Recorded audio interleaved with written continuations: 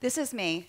I won my first fitness competition, second place in the best body division at the International Natural Body Federation, Northeast Regional. See, I had a dream, and I achieved it. But for me, it wasn't always this way. See, I never thought I'd be standing here in front of you today, let alone starting off with a picture of me practically naked, wearing nothing more than a bikini literally glued to my body, and having my skin so tan that I'm almost an orange hue. See, my story began when I was 10 years old. I looked in the mirror, and I didn't like what I saw. I thought that I was fat, and I wrote in my diary that I needed to lose 10 pounds. That became my limiting belief.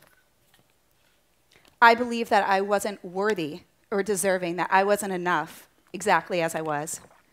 And that was a story that showed up every area in my life and played itself out.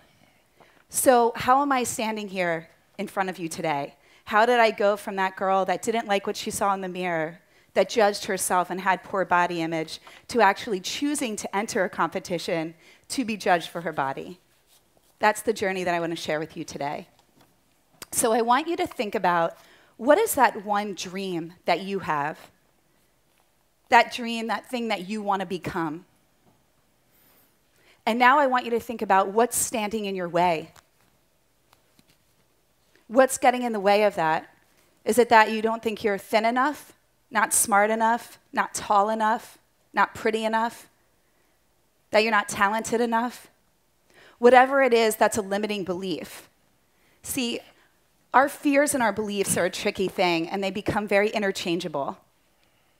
My father, my mentor, and an amazing man that I could do just a whole talk on of its own, gave me this quote, and it was carved in a rock when I was in high school. And it says, "Whether you think you can or you can't, you're right." It's by Henry Ford. And I remember I looked at it and I got it. I was like, oh, okay, yeah, that's a great quote. But I didn't really get it. So I brought this with me, and it sat on my desk in high school, and I brought it with me to college, and I brought it with me for every job that I had after that, and even when I started my own business, it still sits on my desk. So a few years back, I'm flipping through a fitness magazine, and I'm going, I can do this. I know I can do this. I had no reason for it, but I felt this nagging, this pull for it. And I looked up and I read this quote, and it said, "Whether you think you can or you can't, you're right." And it finally clicked. I realized the power of my words, and that we can all have dreams, but they can stay dreams or they can become a reality. It's up to us whether or not we believe in them. And that's when I chose to believe in myself and to take that inspired action forward. See, I learned the power in our words. Our words create our reality. Our beliefs create our experiences, and we have the power over our minds with our thoughts. That's incredible. So whatever you're dreaming, you can achieve it. Dream big. What is your world imagined? See, for me, I had this belief that I wasn't enough. So when I asked you earlier, what's standing in the way of your dreams, the best way to get around this is to do a reframe around it. Take that limiting belief and turn it into a positive affirmation. When I started off with "I'm not enough," I changed that to "I am enough." In fact, I changed it to "I'm more than enough, and I'm deserving of all of my dreams that I desire and so much more." I'm going for the gold, and I encourage you to do the same. See, when I was a little girl, if you asked me what I wanted, what I dreamed of becoming, I wouldn't have even told you. I dreamed of being an actress. But the idea for me that that was a possibility was so out of my scope that I actually thought people would laugh if I said that.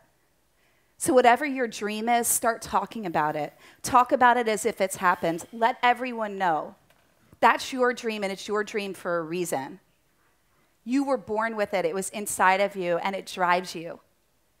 And that's meant that it's yours to fulfill. Never let your fear decide your fate. When we went back and I said to do the reframe, whatever those limiting beliefs, anytime you're going to step forward, and how I got to where I am is I had to face my fears. I had to change that language within myself. There's an equation that I came up with when I was on this journey that I now share with all my clients today, and I want to share it with all of you because I live by it. And it's clear intention plus inspired action will get you your desired result. What does this mean? This means if you have a dream, for example, of being a dancer, get clear on what that is, and then take inspired action. So start dancing. Whether or not you have ever done it before, or were told that you're bad, or you believe that you can't, start doing it. Because when you pursue your passions and your dreams, that's where the magic happens. And that's amazing. So me today, no, I'm not an actress.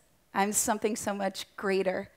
I'm myself. I'm standing here today in front of you, speaking and performing and getting to do something that I love that's greater than my world's imagined.